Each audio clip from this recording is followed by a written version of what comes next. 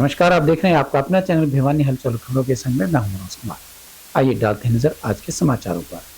भिवानी पहुंचे प्रदेश के कृषि मंत्री श्री जेपी दलाल ने अपने निवास स्थान पर जनता दरबार लगाकर लोगों की समस्याएं सुनी व संबंधित अधिकारियों को आवश्यक दिशा निर्देश दे समस्याओं के जल्द समाधान के लिए कहा। वहीं उन्होंने आप पार्टी पर निशाना साधते हुए कांग्रेस को भी आड़े हाथों लिया। आपको बता दें कि हरियाणा के कृषि मंत्री जेपी दलाल ने भिवानी में अपने आवास पर जनता दरबार लगाकर लोगों की समस्याएं सुनी। उन्होंने संबंधित अधिकारियों को फोन पर जल्द समाधान के निर्देश दिए। इसके बाद वो मीडिया से रूबरू हुए और देश व प्रदेश के ताजा राजनीतिक हालातों पर अपनी राय रखी। सबसे पहले कृषि मंत्री जेपी दलाल ने मणिपुर में राहुल गांधी के काफिले को रोकने पर कांग्रेस के हंगामे पर कहा कि मणिपुर के हालात दुर्भाग्यपूर्ण हैं। ऐसे में जब तक वहां हालात सामान्य नहीं होते तब तक राहुल गांधी वहां राजनीति ना करे। वहीं हरियाणा में रैलियां कर कांग्रेस के दावों व सरकार बनाने के वायदे पर जेपी दलाल ने हंसकर कटाक्ष किया। उन्होंने कहा कि कांग्रेस के लिए सबसे बड़ी चुनौती अपना संगठन बनाना है। बिना संगठन के कांग्रेस पार्टी की बजाय गुटों में बंट चुकी है। जिस गुट का प्रभाव होता है वही रैली करता है। जेपी दलाल ने कहा कि हरियाणा में कांग्रेस की रैली हुए कई साल बीत चुके हैं। इसके साथ ही यमुनानगर में प्रस्तावित 800 मेगावाट का पावर प्लांट झारखंड शिफ्ट कर उन्होंने कहा कि कोयला ढोने के बजाय कोयले के हेड पर प्लांट बने तो अच्छा है। ये दुर्भाग्यपूर्ण है कि मणिपुर में आपस में जातीय हिंसा चल रही है और सरकार पूरी प्रयत्न कर रही है कि ये हिंसा समाप्त हो और ऐसे वक्त में विपक्षी पार्टियों को भी सद्भावना बनानी चाहिए, राजनीतिक रोटियां नहीं सेकनी चाहिए। राहुल गांधी जी को इसीलिए रोका गया था कि वहाँ जो है अभी स्थिति सामान्य नहीं है। जब तक सामान्य स्थिति ना हो जाए उनको राजनीति नहीं करनी चाहिए। कांग्रेस काफ़ी रैली कर रही है, दावे कर रही है, वादे कर रही है और एक तरह से माहौल बनाया जा रहा है कि इस बार हरियाणा में कांग्रेस की सरकार बनेगी। सभी पार्टियों को अपना प्रचार प्रसार करने का लोकतंत्र में हक है और कांग्रेस का सबसे बड़ा मुद्दा तो यह है कि संगठन को बढ़ाना। इतने सालों से 9-10 साल से कोशिश कर रही है कि वो जिला अध्यक्ष और अपने जो हल्का के अध्यक्ष बनाने में सक्षम नहीं हुए तो पार्टी है कहाँ पर। जिस गुट का प्रभुत्व हो जाता है वो गुट रैलियां कर रहा है। पूरी कांग्रेस ने पिछले कई सालों में एक भी रैली नहीं की जिसमें पूरी कांग्रेस शामिल हो। सर, यमुनानगर में 800 मेगावाट का पावर प्लांट लगना था जिसको कहा जा रहा है कि पीएम मोदी उनको जो है झारखंड लेकर जा रहे हैं। इसका काफ़ी विरोध हो रहा। कांग्रेस आरोप लगा रही कि हरियाणा के साथ सौतेला व्यवहार किया जा रहा है। देखिए, हरियाणा का मकसद है हमें बिजली चाहिए और ये आजकल पावर प्लांट जो लगते हैं ज़्यादातर कोल हेड पे ही लगते हैं। इतना ज़्यादा कोयला ढोने के बजाय वहीं पर बिजली बना करके उस प्रदेश को बिजली का कोटा मिल जाता है, वो बिजली सीधी आ जाती है। और प्रदेशों ने भी अपने अपने जो कारखाने हैं ज़्यादातर वहीं पर जो जहाँ कोयला उपलब्ध होता है वहीं पर लगा रखे हैं और ये देश के हित में ही फैसला किया जाता है। पक्ष विपक्ष के विचार जान करके प्रधानमंत्री जी से मिल करके अपना फैसला करेगी। आम आदमी पार्टी भी काफ़ी सक्रिय है सर। उसमें सबसे बड़ी जो वोट बैंक है युवा उसकी नब्ज कटौती है और बेरोजगारी और महंगाई को लेकर प्रदर्शन किया है। आम आदमी पार्टी का हरियाणा में कोई अस्तित्व नहीं है। हमेशा ये पार्टी वोट बैंक को ही लुभाने की कोशिश करती है, झूठे नारे देती है, फ्रीबीज बांटने की बात करती है और जब तक हरियाणा के पानी का मुद्दा एसवाइएल का जो पानी देने का विषय है पंजाब के द्वारा उसके बारे में क्लियर स्टैंड नहीं लेगी, हरियाणा के अंदर इसको किसी भी तरह का कोई समर्थन नहीं मिलेगा। राज्यसभा सांसद हैं सर सुशील गुप्ता, उनका कहना है कि अब अरविंद केजरीवाल और भगवंत मान हर महीने एक बार हरियाणा आते हैं। हरियाणा आ करके वो हरियाणा के गाँव पर नमक डालने का काम करेंगे कि हरियाणा के केजरीवाल जी होते हुए भी हमारे पानी की एक बूंद भी ना दें, तो इससे हमारे किसान भाइयों को चिढ़ाने का काम ही करेंगे, उनको कोई फायदा नहीं होगा। भिवानी में चोरों के हौसले इन दिनों काफी बुलंद हो चुके हैं और आए दिन कहीं न कहीं चोरी को अंजाम दे रहे हैं। स्थानीय बिचला बाजार के निकट एक दुकान में चोरों ने सेंध मारी कर 1,25,000 रुपए की नकदी के अलावा जूतों पर भी हाथ साफ कर दिया। पुलिस ने मौके पर पहुंचकर अपनी कार्यवाही शुरू कर दी। आपको बता दें कि भिवानी में देर रात एक दुकान के ताले तोड़कर चोर लाखों रुपए के नकद व सामान चुरा ले गए।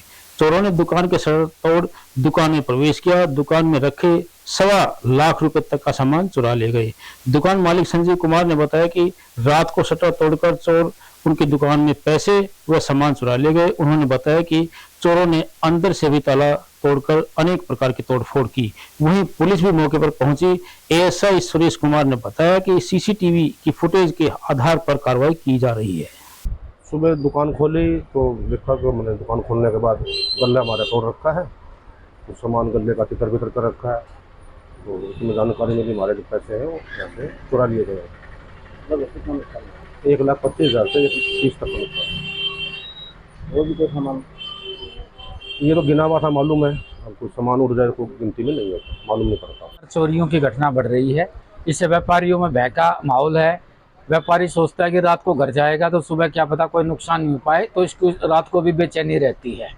प्रशासन से मांग है कि इन चोरी की घटनाओं पर तुरंत अंकुश लगाए और अपराधियों को गिरफ्तार करें। हाँ, जरूर मिलेंगे। आज छुट्टी है, 1-2 दिन में इसके हिसाब से मिलेंगे। छुट्टी है जी, पता नहीं क्या चल रहा है। इस विषय को लेकर हम जल्दी ही उच्च अधिकारियों से मिलेंगे और इससे विस्तार से चर्चा करके इस पर रोक लगाने की मांग करेंगे। सूचना मिली है जनता को उठाओ, उसके शॉप पर रात को चोरी हो गई है। जिस सूचना पर मैं मौके पर आया हूँ और अभी मौका मुआयना कर रहे हैं और सीसीटीवी फुटेज का अवलोकन करके और जैसी शिकायत देंगे उसके अनुसार कार्रवाई की जाएगी। सीसीटीवी फुटेज का वो किया जाएगा अध्ययन का, और जैसे साक्ष्य सामने आएंगे उसके अकॉर्डिंग यहाँ पे कार्रवाई की जाएगी। अभी लिखित शिकायत दी नहीं है, वो अपने उसका नुकसान का जायजा देखते हैं, उसके बाद में जैसी शिकायत होगी वैसी कार्रवाई की जाएगी। भिवानी के गांव मुंडाल के पास खेतों में एक युवक का शव मिलने से आसपास के क्षेत्र में सनसनी फैल गई। मृतक के शरीर पर चोट के निशान भी हैं और पास ही पड़ी उसकी मोटरसाइकिल भी पुलिस ने बरामद कर ली है। युवक की पहचान कुरुक्षेत्र निवासी विकास उर्फ बंटी के रूप में हुई। वहीं पुलिस ने परिजनों की शिकायत पर मामला दर्ज कर अपनी कार्यवाही शुरू कर दी। प्राप्त जानकारी के अनुसार शनिवार सुबह पुलिस को सूचना मिली थी कि गांव मुंडाल के खेतों में एक युवक का शव पड़ा हुआ है, जिसके बाद पुलिस मौके पर पहुंची तथा शव के पास पड़ी मोटरसाइकिल के नंबर के आधार पर मृतक युवक की जानकारी जुटाई गई। युवक की पहचान कुरुक्षेत्र जिला के विकास उर्फ बंटी के रूप में हुई है। पुलिस ने मृतक के परिजनों को सूचित किया तथा परिजनों ने शव की पहचान की। इस दौरान मृतक युवक के परिजनों ने आरोप लगाया कि विकास को उसकी प्रेमिका ज्योति ने फोन करके कुरुक्षेत्र से यहां बुलाया था। हांसी में उसकी पिटाई की गई। वहीं मृतक के भाई रवि व राहुल ने बताया कि 2 दिन पहले रामपुरा से वो निकला था, जिसके बाद करीबन 2 बजे उसका फोन आया था तथा बोला कि कुछ लोग उसे मार रहे हैं, उसे बचा लो। उन्होंने आरोप लगाया कि आरोपी टिंकू ने उसे फोन पर ही कहा कि वह अपने भाई को ले जाए, जिसके बाद उन्होंने फोन को बंद कर दिया। इसके बाद उन्होंने सूचना मिली कि शव वहां पर पड़ा हुआ है, जिसके बाद मृतक युवक के परिजनों से संपर्क साधा गया तथा सूचना दी गई। जिसके बाद मृतक युवक के परिजन मौके पर पहुंचे तथा उन्होंने विकास की हत्या का आरोप लगाते हुए शिकायत दर्ज करवाई। उन्होंने बताया कि परिजनों की शिकायत के आधार पर मामला दर्ज कर जांच शुरू कर दी गई है। तो मेरा भाई कल परसों सुबह रामपुरा के लिए निकला था, भंडारे के लिए कह के, तो 1:30-2 के करीब उसका फ़ोन आया मेरे पास। तो उसका फ़ोन आया तो उसने कहा भी भाई मुझे बचा ले, ये लोग मुझे मार रहे हैं। उसके पति का नाम टिंकू है और उसकी वाइफ का नाम ज्योति। और उसने मेरे भाई ने कहा भी मेरी टांग बांह तोड़ दिया और मुझे यहाँ से ले जाओ। तो टिंकू ने मुझे ये कहा भी आप अपने भाई को यहाँ से ले जाओ, भी मैंने इसकी टांग बांह तोड़ दी है। तो मैंने कहा उसे भी मैं आने लग रहा हूँ, भी जैसा कैसा है भी मेरा वापस दे दो। तो हम जीन तक पहुँचे तो उन्होंने फ़ोन बंद कर दिया। तो उसके बाद हम अंशी आए, अंशी आके तो उसका फ़ोन बंद पाया और हमें पता नहीं लगा। तो तकरीबन रात के 1:30 बजे करीब सुरेंद्र नाम का जो मुंडाल चौकी में से फ़ोन आया। तो उन्होंने कहा भी ऐसे करके डेड बॉडी मिली है और ये आपकी है या नहीं पहचान कर लो।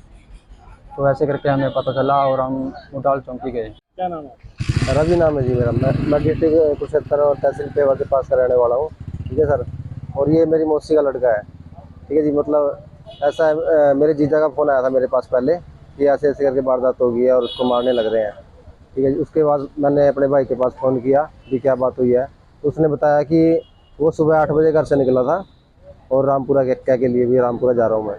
और उसके बाद 2 बजे के आसपास फ़ोन आया उसका। वो कह रहा था कि हम मुझे मारने लग रहे हैं, मुझे बचा लो, और मैं हंसी में उधर। दिनांक 30/6/2023 को चौकी इंचार्ज मुंडाल बराए गश्त पड़ताल मुंडाल कस्बे में मौजूद था। उन्होंने देखा कि रोड के ऊपर एक लड़का और मोटरसाइकिल के पास मृत अवस्था में पड़ा। मोटरसाइकिल का नंबर वगैरह चेक करके वारसन से पता किया गया। जो वारसनों को मौके पर बुलाया गया। लड़का विकास उर्फ बंटी स्नो मोहनलाल डिस्ट्रिक्ट कुरुक्षेत्र का रहने वाला है। उनके वारसन के आने के बाद जो पता जो की, उन्होंने बताया कि हमारा लड़के को दांग खुर्द से मारपीट करके हत्या की गई। जिस कार्रवाई उसके बयान के ऊपर मुकदमा दर्ज करके आज कार्रवाई की जा रही है। 174 कार्रवाई। लगभग 36 वर्ष की अपनी सरकारी सेवाएं शिक्षा विभाग को समर्पित करने के बाद भिवानी में कार्यरत उप जिला शिक्षा अधिकारी श्री धूप सिंह जी 30 जून को सेवानिवृत्त हुए। इस अवसर पर उनके सभी परिजन व जिला शिक्षा अधिकारी श्री नरेश मेहता, जिला मौलिक शिक्षा अधिकारी श्रीमती संतोष नागर के अलावा अनेक शिक्षाविद व गणमान्य व्यक्ति उपस्थित रहे। विदाई कार्यक्रम को संबोधित करते हुए जिला शिक्षा अधिकारी श्री नरेश मेहता ने कहा कि श्री धूप सिंह चौहान का कार्यकाल बड़ा ही सराहनीय रहा है। उन्होंने अध्यापक व अधिकारी के तौर पर बड़ी ही निष्ठा व लगन के साथ कार्य किया है। उन्होंने अपना कार्य बड़ी ही सत्यनिष्ठा के साथ किया। विभाग ने जो भी जिम्मेदारी उनको सौंपी, उन्होंने उसे समयबद्ध ढंग तरीके से पूरा किया। उल्लेखनीय है कि धूप सिंह चौहान ने 15 जनवरी 1987 को विज्ञान अध्यापक के तौर पर राजकीय उच्च विद्यालय इमलोटा से अपनी नौकरी की शुरुआत की थी। उन्होंने लोहारू, बहल, नकीपुर, सिवानी, मंडोली खुर्द, मेवात, रामबास, कनीना, बिधनोई में अपनी सेवाएं दी। फरवरी 2023 से अब तक भिवानी में उप जिला शिक्षा अधिकारी के पद पर कार्यरत रहे। इस मौके पर खंड शिक्षा अधिकारी विजय प्रभा, रघुवीर संडवा, सुरेंद्र सिंह, बालकृष्ण यादव इत्यादि अनेक गणमान्य व्यक्ति उपस्थित रहे।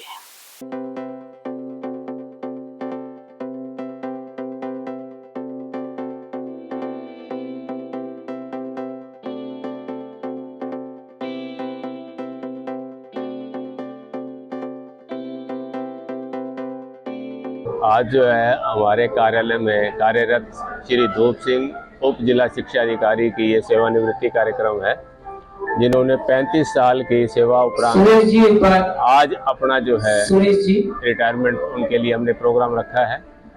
और बहुत ही बढ़िया इन्होंने जो है लंबा समय व्यतीत किया है और मैं अपनी ओर से और अपने विभाग की ओर से इनके उज्जवल भविष्य की कामना करता हूँ और उम्मीद करता हूँ कि परमात्मा इनको दीर्घायु रखे और ये समाज सेवा में जुटे रहें। बहुत शानदार इज्जत से नौकरी की सभी अभिभावकों का, बच्चों का, शिक्षक साथियों का, अधिकारियों का बहुत तहे दिल से मैं धन्यवाद करता हूँ। बहुत पाक साफ नौकरी मिली। मैं तो इतना कहना चाहता हूँ, बहुत बहुत तो मेरे सम्मान में जो आयोजन किया है इनका धन्यवाद।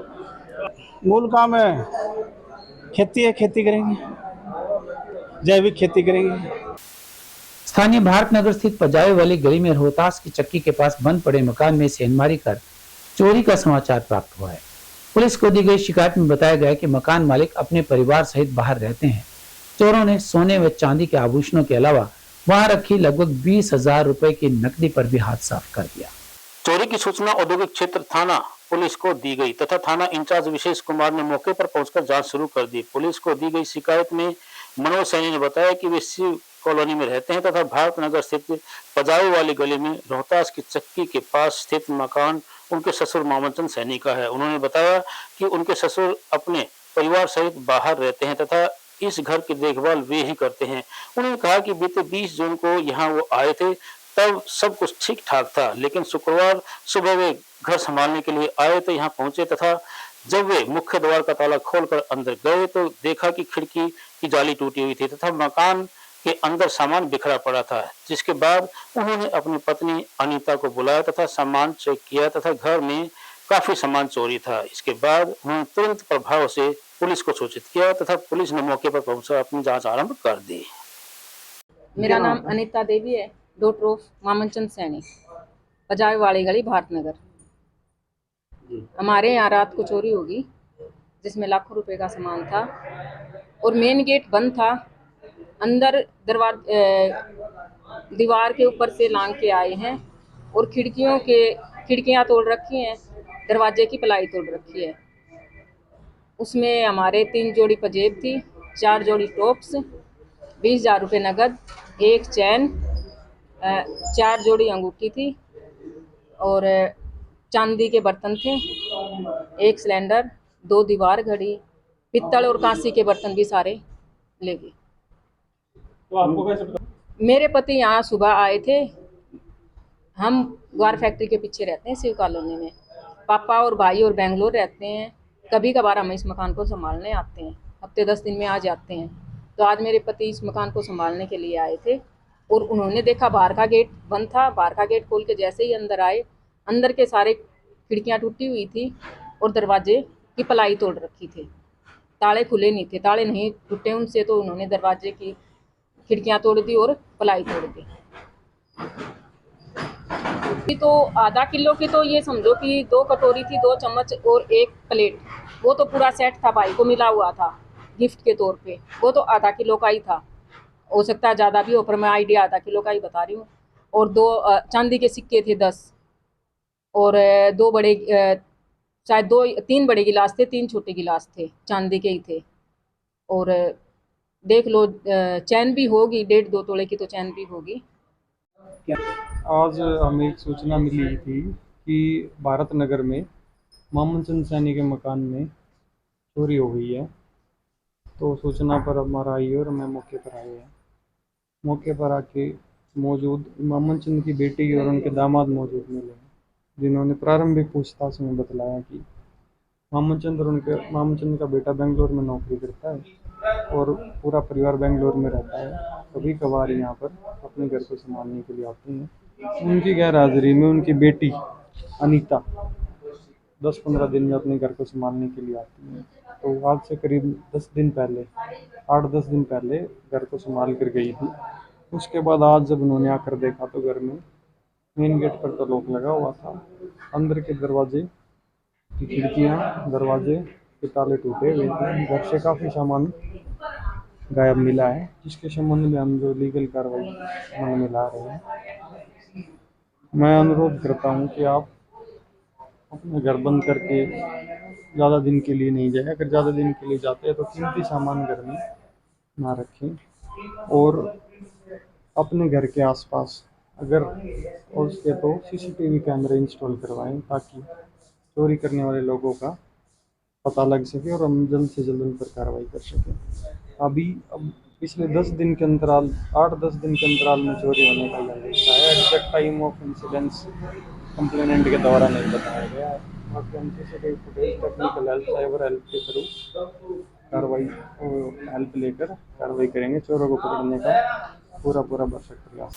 अखिल भारतीय किसान सभा भिवानी के आह्वान पर जिले के हजारों किसान अपनी बर्बाद फसलों का बीमा क्लेम और मुआवजा लेने के लिए उपायुक्त कार्यालय पहुंचे। इस पड़ाव में भारी संख्या में किसान पहुंचे और घोषणा की कि यदि 10 जुलाई तक किसानों की समस्याओं का समाधान नहीं हुआ तो 11 जुलाई को किसान कृषि मंत्री के आवास पर पड़ाव डालेंगे। पड़ाव को संबोधित करते हुए किसान सभा के राष्ट्रीय उपाध्यक्ष कॉमरेड इंद्रजीत सिंह तथा राज्य प्रधान मास्टर बलवीर सिंह ने कहा कि आज किसानों के सामने 2 महत्वपूर्ण मुद्दे हैं। एक, प्राकृतिक आपदाओं से किसान की फसल बर्बाद हो जाती है, सरकारी मुआवजा व बीमा कंपनी बीमा क्लेम पूरा नहीं देते, किसान आर्थिक संकट में फंस जाता है। दूसरा, किसान को लाभकारी MSP नहीं मिलता, वह लागत अधिक होने के कारण ऋण के शिकंजे में फंसकर आत्महत्या करने पर मजबूर हो जाते हैं। इसलिए जिला प्रशासन भिवानी के किसानों को 2020, 22 व 23 का मुआवजा व बीमा क्लेम का भुगतान तुरंत प्रभाव से करे। जल प्रभाव से नष्ट हुई फसलों का 2020 से 2023 तक का मुआवजा दिया जाए। बकाया ट्यूबवेलों के कनेक्शन जारी किए जाए। मैं अखिल भारतीय किसान सभा का उपाध्यक्ष हूँ।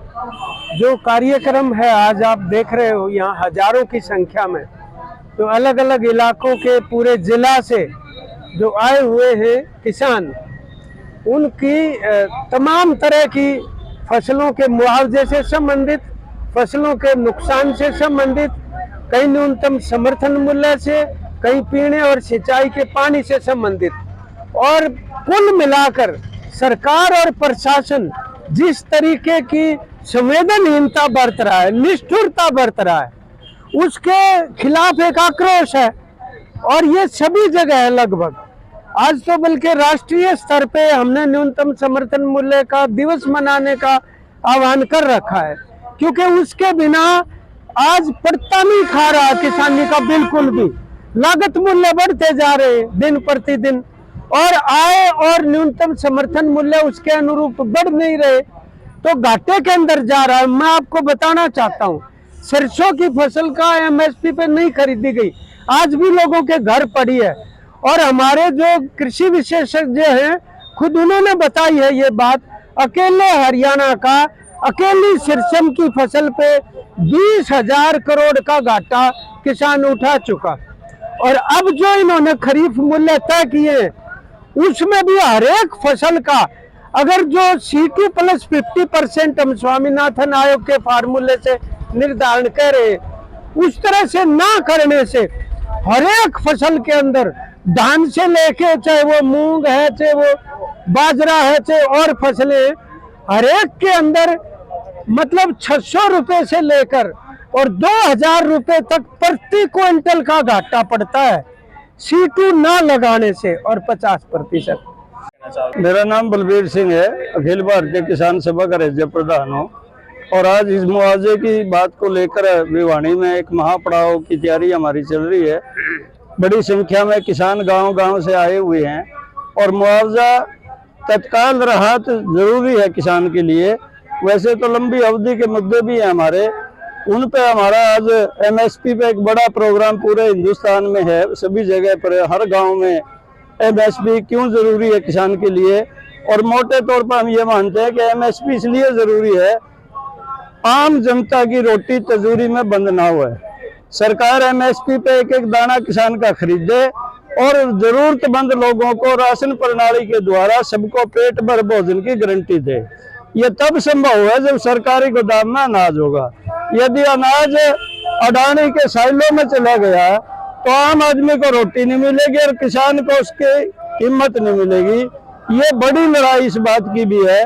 लेकिन आज भिवानी में 2020 का मुआवजा बाकी है, 2021 का मुआवजा बाकी है, 22 का मुआवजा बाकी है और 23 की साल शुरू होगी। जब ओलावृष्टि हो रही थी सरकार ने बड़े आश्वासन दिए थे और उसके बाद तरह तरह की शर्तें लगा दी।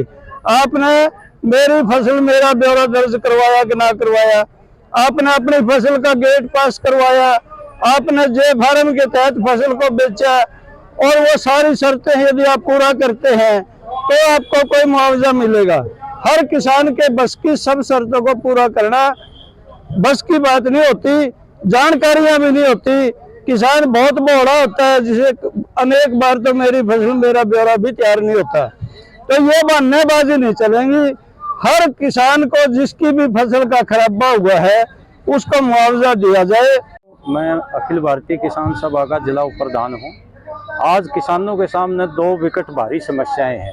एक तो प्राकृतिक आपदा से किसान की फसल का जो नुकसान होता है, सरकारें उसका मुआवजा नहीं देती, प्राइवेट बीमा कंपनी पैसा लेकर के उसको जो है गलब कर जाती हैं, यानी खा जाती हैं और किसान को जो है बहुत कम मुआवजा मिलता है। तो ये किसानों का मुआवजा प्राकृतिक आपदाओं का देने के लिए सरकार को जिम्मेवारी लेनी चाहिए, या उसके लिए सरकारी कंपनियां बनाए या कोऑपरेटिव संस्थाएं बनाए।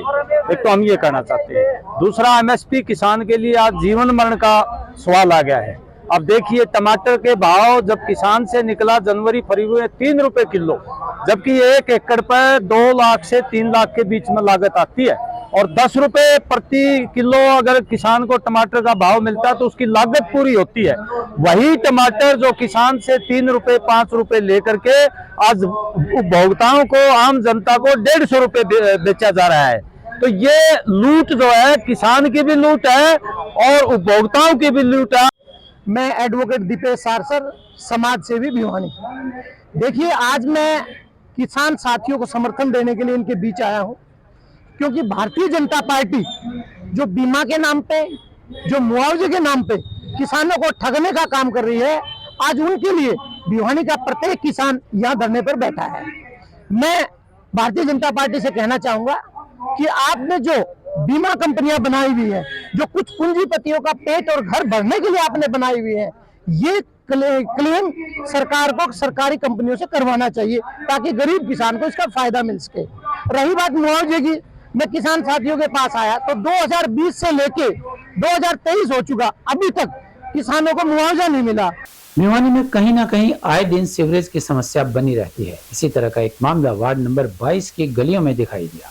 यहाँ के क्षेत्रवासियों का कहना था कि सीवरेज ब्लॉक होने के कारण गंदा पानी घरों के सामने जमा हो जाता है, जिसके बारे में अनेकों बार शिकायत की जा चुकी है, लेकिन प्रशासन इस और कोई ध्यान नहीं दे रहा है। वार्ड नंबर 22 में रहने वाले लोगों का कहना है कि यहाँ पर आए दिन सीवरेज भरे रहते हैं, लेकिन प्रशासन की तरफ से कोई भी इसकी तरफ ध्यान नहीं दिया जाता।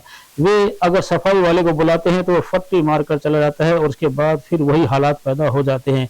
यहाँ से आने वाले लोगों को काफी परेशानी रहती है, क्योंकि सारा पानी सड़क के ऊपर बहता रहता है और मकान के बिल्कुल नजदीक से यहाँ पानी निकलता रहता है, जिससे बच्चों को भी निकलने में काफी परेशानी होती है। साथ ही यहाँ पर बीमारी फैलने का भी डर बना हुआ है। उन्होंने बताया कि इसकी बदबू के कारण बहुत बुरा हाल हो चुका है, खाना भी ठीक ढंग से नहीं खाया जा सकता है। वहीं उन्होंने बताया कि यहाँ से आने जाने वाले लोग भी काफी बार मोटरसाइकिल के फिसलने के कारण गिर चुके हैं। यहाँ पर छोटे बच्चे घर से बाहर नहीं निकल पा रहे हैं, क्योंकि बच्चे यहाँ पर पानी में गिर जाते हैं और पानी नहर की तरह से यहाँ पर चल रहा है। वे मांग करते हैं कि जल्द से जल्द इसका समाधान किया जाए। मेरा नाम रचना है, वार्ड नंबर 22 से हम, और हमारी गली में जो है ये बहुत दिनों से हो रखा है, इसका कोई समाधान नहीं हो पा रहा है। और हमारे बच्चे जो हैं बीमार हो रखे हैं, मच्छरों ने तो बस जीना हराम कर रखा है। और बारिश आ जाती है तो तब तो गली में निकलना है वो हो जाता है, हमारे बच्चे हम बाहर ही नहीं निकल पाते। तो हमारी ये गली का कुछ समाधान कीजिए, हम बहुत दिन से परेशान हैं। कृपा करके आप थोड़ा कुछ सोचिए हमारी गली के बारे में। मैं Ramphal, retired chief minister, state bank of India. यहाँ खाड़ी मोहल्ले में गौशाला मार्केट के सामने रहता हूँ। जो हाल है आप सड़क का देख रहे हो, लगातार हर रोज़ क्या यहाँ दिक्कत है, पानी भरा रहता है, सीवर रुक जाते हैं, आगे पानी निकलने का कोई रास्ता नहीं है। यहाँ मच्छर काफ़ी हो गए हैं और लोग घरों में पीड़िया भी फैला हुआ है। ये गली में बहुत ज़्यादा पानी इकट्ठा हो जाता है, सीवर बंद हो जाते हैं और इसकी वजह से बच्चों में ये जो आने जाने के लिए जो भी ये आते हैं पब्लिक, बहुत ज़्यादा परेशानी होती है उनको। और बच्चे बिल्कुल घर रोड के पास ही घर है और ये बच्चों को बहुत ज़्यादा परेशानियाँ होती है बाहर निकलने में। औरों को, महिलाओं को, बुजुर्गों को बहुत ज़्यादा परेशानी होती है, इसलिए इसका कुछ समाधान कीजिए। वो भी आ रही मच्छर वगैरह, गंदगी, इसकी वजह से बीमारियाँ फैलती है। घरों के आसपास जितने भी घर है आसपास में गंदगियाँ फैलती है। हमारा तो बाहर का गंदगी भरी रह जी, हम बाहर नहीं निकल पाते, बहुत मच्छर हो रहे हैं। बच्चे भीतर रुके रहे हैं कि त्यान जाते पान जाते, बहुत परेशानी हो रही है, कोई सुनाई नहीं करता, नरी गंदगी फैल रही है। सीवर रखी है हमारा, 3-4 सीवर है, ये सारा दिन भरा रहा है, खाने पीने का भी आगत हो रहा है हमारा, सब चीज़ में। कितनी बदबू आ रही है? बहुत बदबू आ रही है, बहुत सिड़न लग रहा, हम तो बदबू के सिड़न लग रहा घर के सामने एक। हमारे इस में बस इतना ही। अगले के लिए देखते रहेगा आपका अपना चैनल भिवानी हलचल।